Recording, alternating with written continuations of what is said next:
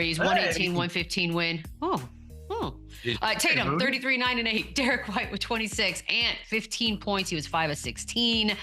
Julius Randle finished with 27 points. Now, no Jaylen Brown was probably got the Timberwolves thinking they might steal one at home. High hopes. They would make a step. We keep waiting for some sort of a turnaround or something to marinate. And yet here we are. This is starting to look like one of those off-season transactions that is not going to bode well, Lou. This feels like a major setback, and now it looks like Ant's starting to feel it. How do you look at this?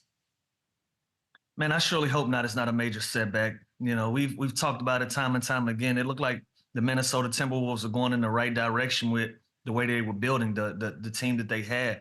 They had great veteran leadership. Your best players were the younger players. You had guys that were proud of defending, and then you kind of go shake that tree a little bit and you throw off the chemistry. Now, we won't place blame on one guy or another. Sometimes when you bring different personnel in, it just changes everything. It changes the dynamic of how you go out there and you compete. And that's been the case for the Minnesota Timberwolves.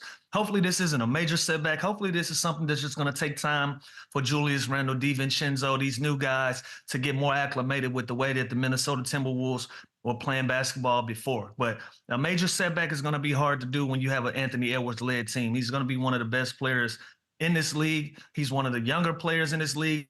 To hold that crown, I think anytime you have him, you have an opportunity to win basketball games. I think it's just taking a little longer than expected with these new guys in their lineup and finding out a way to impact winning and being the best basketball team that they can possibly be right now. Yeah, that's what I was going to say. It's a setback for sure because I think their team is worse. But when you have an Anthony Edwards, I don't think it's a major setback and the team's in disarray. I just think this move, it comes down to it was just a confusing move, right? And they were on such a great path. They were on such a trajectory of contending here soon. And Karl Anthony Towns was a huge part of that. So like Lou said, I don't want to put that all on Julius Randle because he is still a hell of a player and he's still trying to find his way. And when you go to a new system and a new team, it's tough and it takes some adjusting period, especially if everything's not going your way. So I think this team, they can figure it out. I think they have enough there. I'm a huge fan of Chris Finch. I think everything he instills in this team, offensively, defensively, they still have the capabilities of being a great team. I just think the West also, when you look around the landscape of the Western Conference, everyone else kind of seems to have got a little bit better besides Phoenix and they're the team that didn't make a jump. Everyone else is kind of right there still, right? And everyone else kind of seems to be a bit better. And the Timberwolves just on paper got worse. And now when you look at them into the season, they're 17 and 16, they're 8th in the West. Everyone kind of looks at that like a disappointing start. So I think there's still time to turn around. I still think they're a team that could be dangerous when you get matched up with them in the playoffs. But when you have Anthony Edwards, I'm not too concerned, but they definitely need to find out this dynamic. They just need to find out rotations between, Randall and Naz Reid and Gobert, and how do you make this work and how do you make that engine go offensively? Because it's not clicking yet, but I do think they have enough there to figure it out. I worry that you're going to lose Anthony Edwards. Like part of his passion and emotion is why we love him so much, and that this could be a problem. And he had a bad night shooting. We mentioned that. And he did talk about the way he's guarded after the game. Here he is.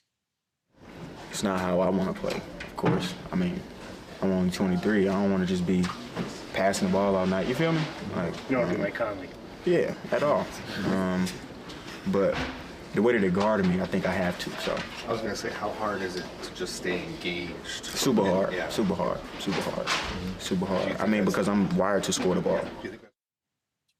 Well, I mean, yeah. Sorry, man. That's how they're going to guard you the rest of your career. But I also got to be honest. I'm going to be the old man harping on this three-pointer thing. You're 5 for 16 from the field. 9 of your 16 attempts are three-pointers, right? Oof. So you got to put more pressure on the defense. You have to be more assertive in that way. That's what made Ant-Man special. He was one of these young guys at 23 years old that's fearless in attacking the rim. We know they're going to send doubles at you. They're going to send a lot of different packages at you.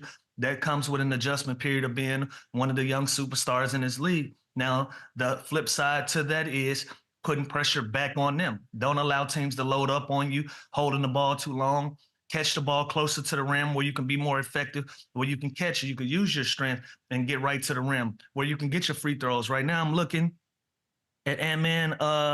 I don't see a lot of free throw attempts on here. You know what I mean? And so that's another thing that we have to have. I'm having a hard time finding how many. Shot 4 free throws. You know, that's telling me they're not being as aggressive as needed to be with the style of play that we're accustomed to seeing you play. 16 attempts, 9 of them being three-pointers. We got to be more aggressive. You're living and dying by the three-pointer right now, when that's not the way that we've been used to seeing you play. You know, so some of that he has to adjust. He has to get used to being the dominant player that he is. And in the meantime, teams are recognizing that, hey, we can send some different looks at him if he's going to live behind this three-point line. And so that'll be an adjustment I'm sure that Ant Edwards will make throughout the course of his career. And he need to make it soon for this team to get back on track. And this isn't going to change anytime soon, right? If I'm playing the Minnesota Timberwolves tonight, I am blitzing him in pick and roll. I am shooting the gap on him. I am being physical with him. And I'm making the Mike Conleys, the Anthony Edwards, the Julius Randle, the McDaniels. I'm making those other guys beat me. So this happens across the league, right? When you play the Mavs, you're double teaming Luka Doncic. Now, he does have a Kyrie Irving, and that can offset some of the pressure, and some of the coverages are going to be different based on personnel.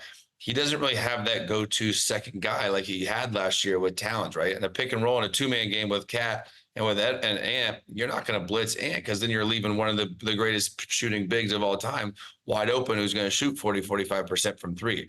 That's where I think it's a little frustration, is the pieces around him now. He's not even getting assists out of these.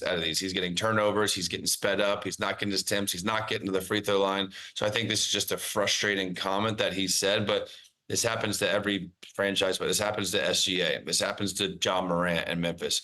It's their job to go in there and put them in better situations, quick hitters, coming off dribble handouts, getting off the ball, slips. There's different movement type offensive sets that they can put in there to kind of free him up a little bit and get this offense working. And I do think they'll make adjustments, but the team is 17 and 16. They're the 8th seed. So however they're getting guarded, it's clearly working as an opposing team. So he's going to see this more. He's going to see this all season long. So they have to find a ways to keep him happy and to get him easier looks and easier opportunities, because it's going to continue to get frustrating. And on top of it, they're losing. So that's even going to make it worse. And the problem is that the root of all of this is what he's probably thinking is, why did we make these changes? Yeah, he's thinking this wasn't this hard last year. Like, why now? And that's pissing him off even more. Lou, did you have something?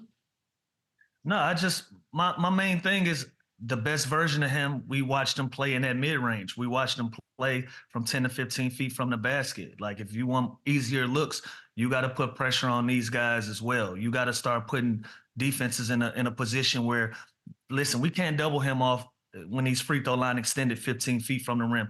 We can't send a guy at him right there. That's going to be a one-on-one matchup that he can dominate. Even if you cross screen him and put him right in the post, you're going to be able to double. But if somebody's slashing to the rim and you get easy looks out of that way you can maximize the guys that are around you. But if we're playing again on the three-point line and we're living and dying by jump shots, it's going to be difficult to correct those things. Man, I hope they figure it out. I don't want to lose Ant as one of the big stars. I don't want him to be angry all season long.